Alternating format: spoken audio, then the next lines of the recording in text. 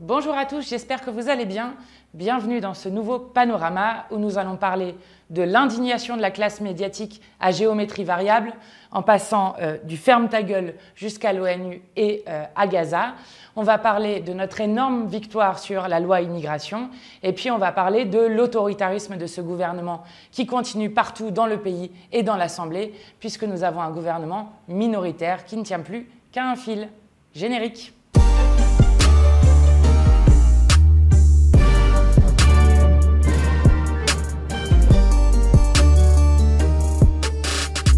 Alors, rappel des épisodes précédents. Jean-Luc Mélenchon critique la manière dont Routel Krief fait son travail de journaliste, donc en tant que journaliste, la manière dont à la fois elle participe, comme beaucoup du système médiatique, à stigmatiser les musulmans et à dire des mensonges sur les positions que nous tenons maintenant depuis plus de 2 mois sur la situation en Palestine. À partir de là, Gérard Larcher, deuxième personnage de l'État, président du Sénat, dit « Ferme ta gueule » à Jean-Luc Mélenchon. Je vous laisse imaginer si c'était Jean-Luc Mélenchon ou n'importe quel insoumis qui avait dit « Ferme ta gueule », ce que ça donnerait. D'un côté, Routel Krief, indignation médiatique. De l'autre côté, Gérard Larcher, pour les médias, a eu des paroles claires qui permettent de recadrer le débat. Bref, une indignation à géométrie variable. Et on le voit d'autant plus avec 2 exemples récents. Le premier, c'est Mohamed Kassi, peut-être vous en rappelez-vous, ce journaliste de TV5 Monde, à qui nous apportons tout notre soutien, qui avait interviewé le porte-parole de l'armée israélienne et qui, parce qu'il avait fait son métier de journaliste, avait eu à la fois un communiqué de sa direction contre lui et s'était fait ensuite convoqué par sa direction parce qu'il aurait posé des questions trop impertinentes au porte-parole de l'armée israélienne en train de commettre les massacres que vous connaissez à Gaza. Ce que vous me dites là, c'est une attaque à l'État d'Israël et à Tsahal. Alors reprenez votre propos pour qu'on le comprenne. La deuxième situation, qui est encore plus récente, et là aussi je voudrais lui apporter tout mon soutien, c'est la journaliste Barbara Olivier Zandronis, qui elle est journaliste à RCI, donc un média en Guadeloupe, et qui a interviewé Jordan Bardella, qui était à ce moment-là en Guadeloupe, et lui a posé, là aussi, des questions de journaliste normale, c'est-à-dire en interrogeant l'invité du Rassemblement national qu'elle avait en face d'elle. Est-ce que finalement, vous ne regrettez pas ces mots quand vous dites, vous faites cette comparaison à une auberge 5 étoiles, lorsqu'on voit, nous, à la télévision, dans les médias, les gens voient l'opinion publique, même si cette question migratoire est très complexe, comment ces personnes sont, dans quelle situation? On parle aussi d'une misère humaine. Eh bien, pour ces questions, jugées là aussi trop impertinentes par le Rassemblement national, elle a été écartée de la présentation du 13h de ce média, ce qui est évidemment un scandale incroyable, mais ni sur Mohamed Kassi, ni sur Barbara Olivier Zandronis, vous n'avez entendu la classe médiatique s'indigner sur le traitement qui leur a été réservé. Pire que ça, certains ont été jusqu'à expliquer qu'ils avaient fait des interviews qui étaient trop dures, trop à charge. Vous imaginez bien que sur Routel Krief, sur Benjamin Duhamel, jamais ils n'ont expliqué que ces interviews a été à charge, alors qu'évidemment, elles le sont. Donc vous avez une indignation médiatique à géométrie variable qui est assez incroyable. D'autant que le sujet de départ est un sujet qui est grave. Et plutôt que de parler des petites phrases des uns et des autres, il faudrait que les journalistes reviennent sur la question qui est la question fondamentale dont nous devrions toutes et tous parler dans ce pays, c'est-à-dire comment arrive-t-on au cessez-le-feu immédiat et inconditionnel à Gaza? Parce que tout part de ça. Tout part du fait que nous avons reproché à une partie de la classe médiatique qui est notamment détenue par les 9 milliardaires de ce pays qui détiennent 90% des médias, de faire en sorte de dire qu'il y aurait des vies qui valent différemment selon qu'elles soient israéliennes ou palestiniennes et d'avoir eu un traitement partial de ce qui se passait en Palestine.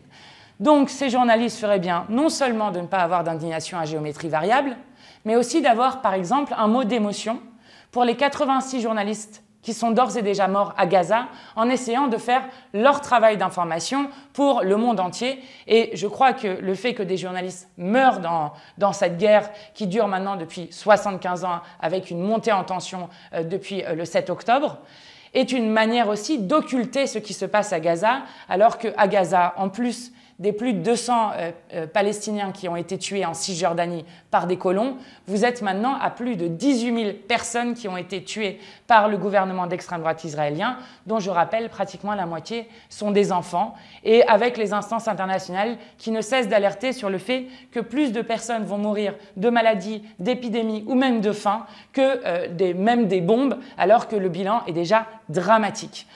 Donc, la question qu'on doit se poser, et sur lequel normalement notre débat politico-médiatique devrait porter, c'est comment est-ce qu'on oblige, comment est-ce qu'on exige de Netanyahou qu'il arrête le bombardement incessant des Palestiniens à Gaza, et notamment des Palestiniens dans le sud, puisque je rappelle qu'ils ont demandé à l'ensemble de la population de s'y réfugier, ce qui nous laisse craindre un nettoyage ethnique, voire un prémisse de génocide, comme le dit l'ONU. Alors, sur cette question-là, on a une bonne nouvelle. Vous savez, la semaine dernière, le secrétaire général de l'ONU a pris une mesure exceptionnelle qu'il n'avait jamais prise dans son mandat avant. Il a déclenché l'article 99 qui lui permet d'alerter le Conseil de sécurité sur la nécessité d'un cessez-le-feu. Cette résolution a échoué parce que, comme d'habitude, les États-Unis ont mis leur veto sur cette résolution. Et donc, là aussi, le secrétaire général a dit « Je ne lâcherai jamais sur ce qui est en train de se passer à Gaza ». Et différents pays ont activé une résolution qui permet que l'Assemblée générale, c'est-à-dire l'ensemble des pays représentés à l'ONU, puissent se retrouver en Assemblée générale et voter autour de cette demande de cessez-le-feu.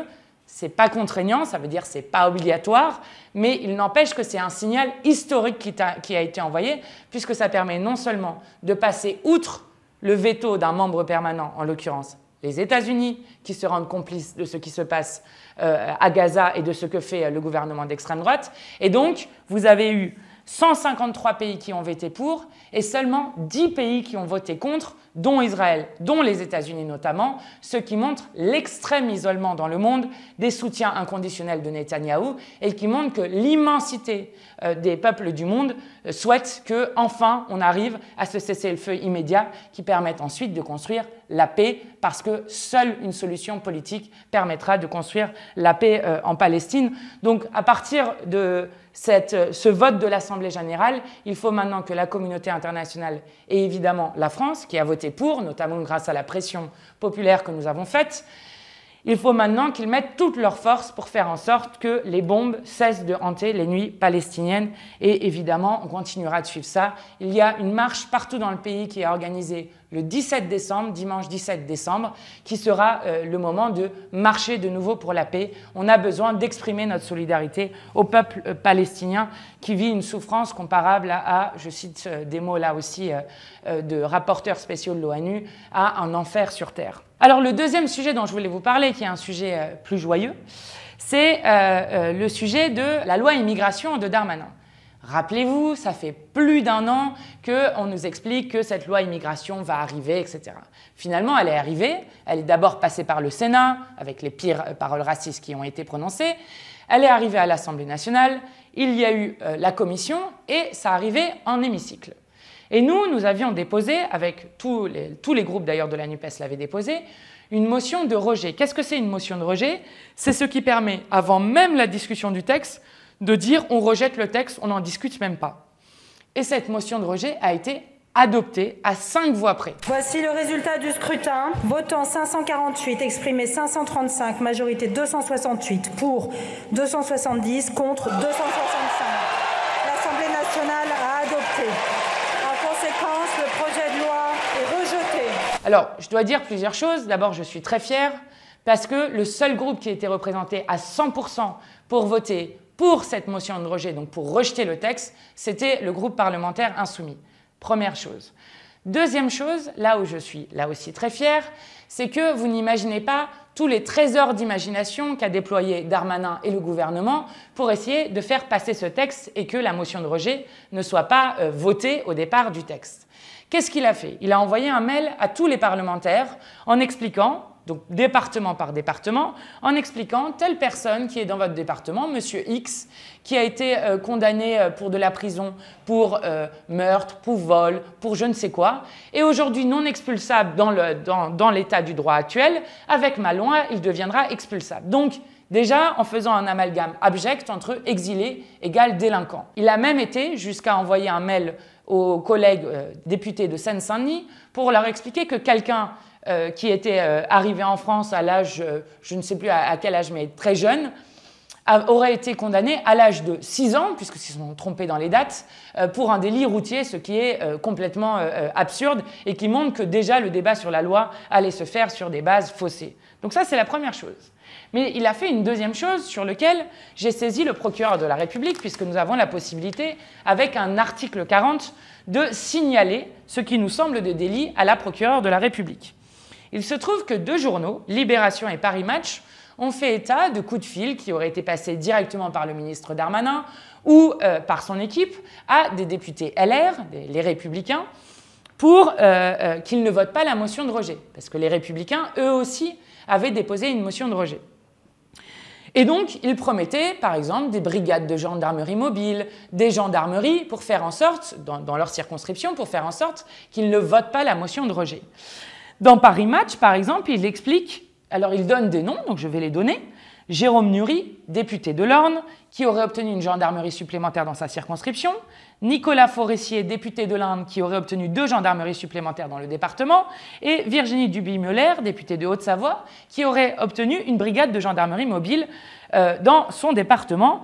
Il se trouve que Virginie Duby-Muller était absente du vote, donc elle n'était pas là pour voter pour la motion.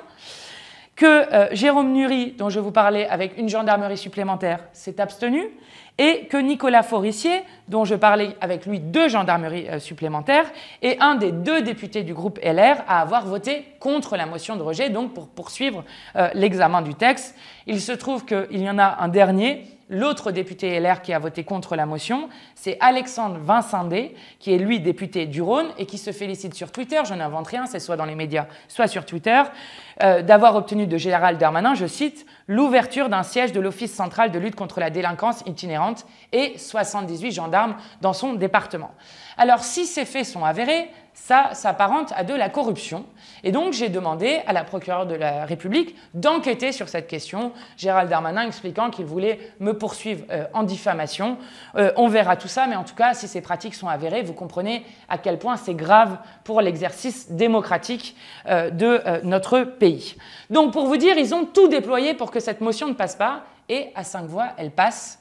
Alors pourquoi est-ce que c'est magnifique? D'abord pour les personnes en premier lieu concernées, les personnes exilées, puisque ce texte était une horreur qui rétablissait un délit de solidarité, qui pensait rétablir un délit de séjour irrégulier, qui réprimait à tout va.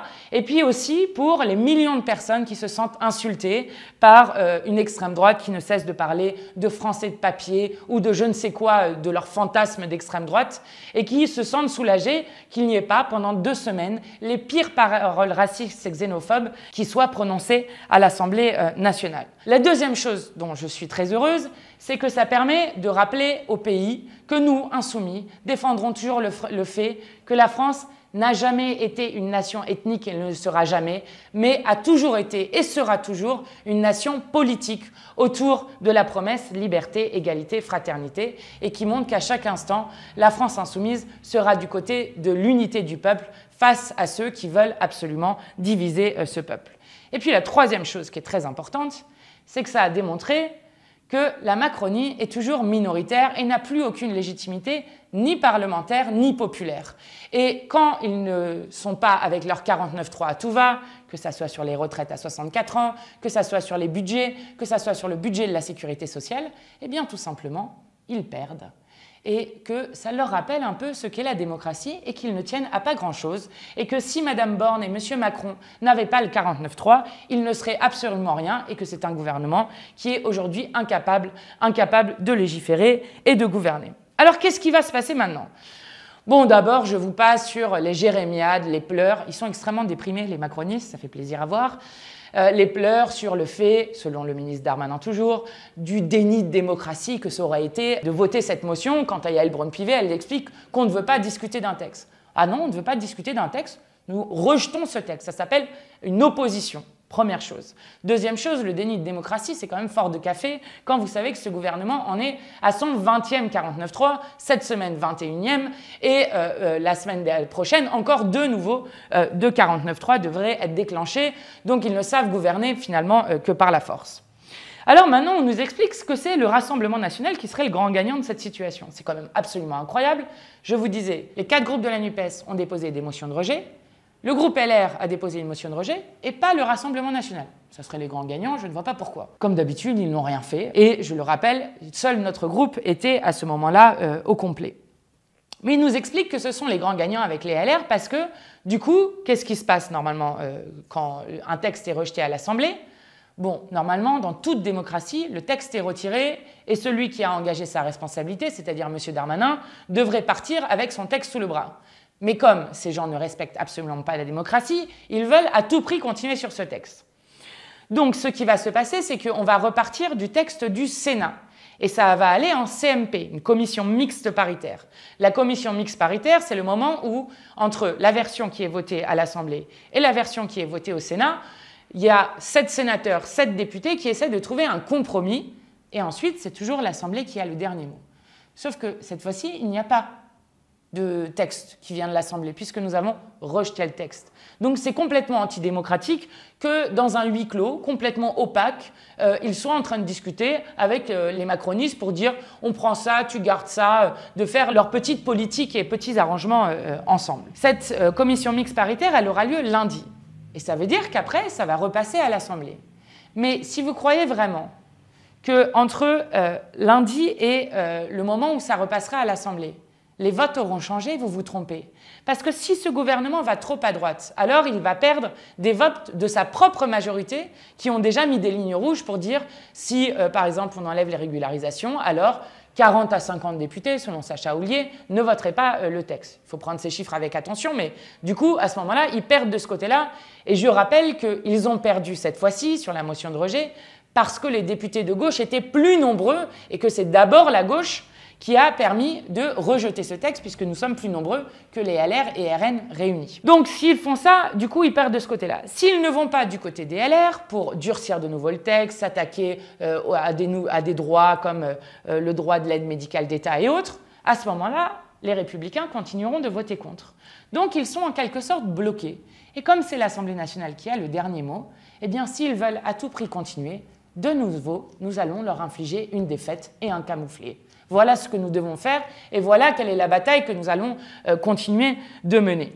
Alors, dernière chose, puisque le gouvernement ne cesse de dire ça, il ne cesse d'expliquer que finalement c'est une alliance honteuse, une sorte d'alliance sacrée entre l'extrême droite et la gauche. Bon, on connaît ça par cœur.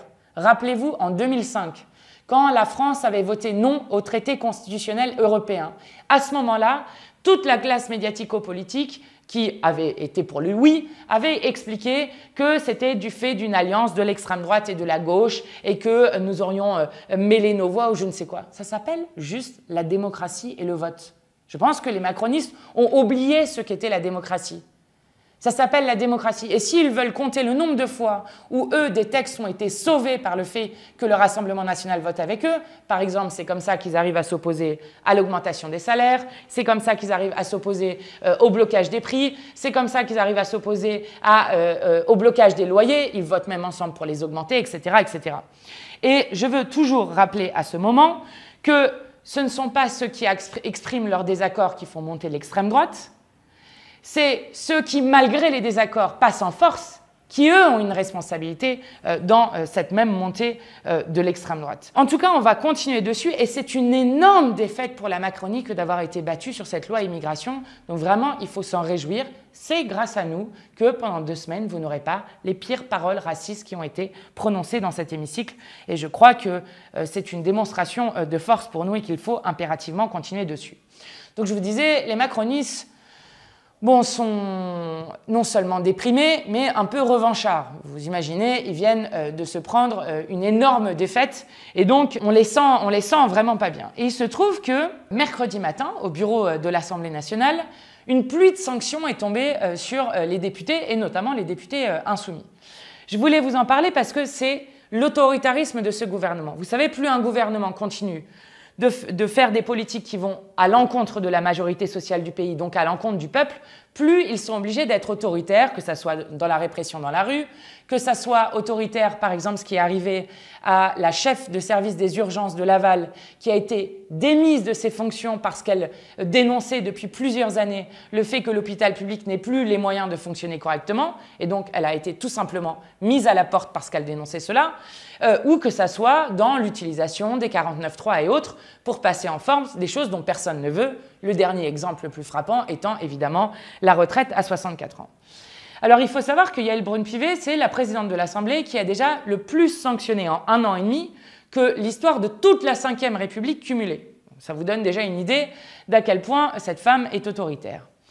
Et là, mercredi matin, au bureau, donc nous avons eu Sandra Regol, députée écologiste, qui a été sanctionnée pour avoir dit, dans une commission, que des élus du Rassemblement national dans le pays avaient été accusés de viol. Alors apparemment, on ne peut plus dire ça. Alors c'est vrai, c'est factuel, c'est dans des journaux, mais du coup, elle a été condamnée, hop, moins 25% de l'indemnité. Ensuite, vous avez Ugo Bernalicis, qui lui a été sanctionné moins 50% de son indemnité, parce qu'il a demandé juste à ce que le président de la commission des lois respecte son engagement pendant notre niche parlementaire de suspendre la commission, parce qu'il y avait des travaux en commission en même temps, vous imaginez comme c'est pratique, de suspendre la commission au moment où ce sont des textes qui dépendent de la commission des lois. Et donc, pour avoir demandé cela, sans aucune violence, sans aucune insulte, hop, 50% d'indemnité en moins. Vous continuez. Sébastien Delogu, député insoumis, Sabrina Sebaï, députée écologiste, qui eux ont pris des amendes pour Sébastien, moins 25% d'indemnité, pour Sabrina Sebaï, elle, un rappel à l'ordre pour l'instant, pour avoir dit dans l'hémicycle, au moment où les Républicains parlaient de l'accord de 68 sur l'Algérie, que la députée Les Républicains qui portait le texte pour les Républicains, Michel Tabarot, était la fille d'un dirigeant de l'OAS, vous savez, cette organisation factieuse qui a fait des actes de torture en Algérie. Et donc, juste pour avoir appelé que c'était la fille de ce dirigeant, ce qui est tout à fait factuel, eh bien là aussi, ils ont été sanctionnés. Ensuite, vous avez Antoine Léaumont et quelques autres qui eux aussi ont été sanctionnés, de nouveau moins 25% de l'indemnité, pour avoir qualifié des députés du RN à un moment de nazis ou de nazillons, ça c'était certains de Renaissance, donc de la Macronie, et donc là aussi ils ont été sanctionnés. Alors il va falloir savoir ce qu'on fait là. Parce que déjà, il y a un 2 poids 2 mesures qui est évident, puisque par exemple, quelqu'un comme Meyer Habib qui nous traite régulièrement d'islamistes, qui nous insulte régulièrement de complices du Hamas, qui nous dit régulièrement que nous sommes des antisémites, lui n'a jamais été sanctionné. Et puis il va falloir que Mme Yaël Braun-Pivet nous fasse une liste des mots interdits.